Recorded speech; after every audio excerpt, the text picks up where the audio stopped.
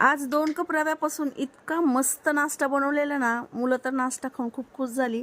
म्हणाली यापुढे ना आम्हाला उपमा वगैरे काय करू नको मम्मी, याच पद्धतीने नाश्ता करून देत जा. खूप भारी लागला. तर इथे मी 2 कप रवा घेतलाय, त्याच्यामध्ये 1 वाटी दही टाकलंय, अर्धी वाटी पाणी टाकलंय, हिरवी मिरची आणि थोडंसं आलं टाकलंय. केलेलं बॅटर बाउलमध्ये काढून घेतल्यानंतर त्याच्यामध्ये जिरीची आणि मोहरीची फोडणी टाकली. या फोडणीमुळे या नाश्त्याला ना एक वेगळ्याच प्रकारचा स्वाद येतो बरं का. आता याच्यामध्ये टाकलेलं आहे चवीनुसार मीठ. बॅटर मस्तपैकी फेटून घ्यायचं.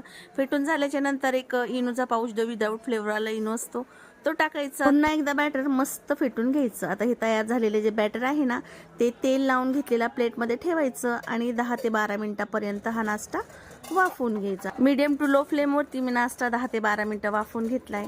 आणि आता ह्या पराती बाहेर काढून घ्यायच्या. थंड झाल्याच्या नंतर या नाश्त्याला आपण कट करून घ्यायचं. पुदिन्याची चटणी, खोबऱ्याची चटणी किंवा सॉस बरोबर पण खूप मस्त लागतो. तर नक्की ट्राय करा.